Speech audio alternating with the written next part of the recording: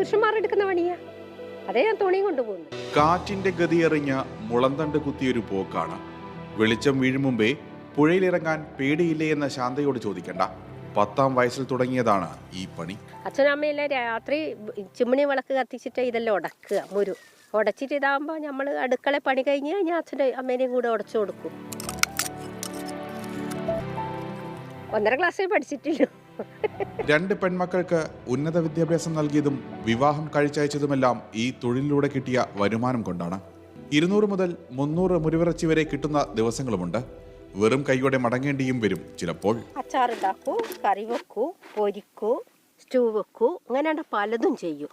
100-400 രൂപ കിട്ടും. ഏത് സ്ഥലത്തായാലും എത്തിച്ചു കൊടുക്കും.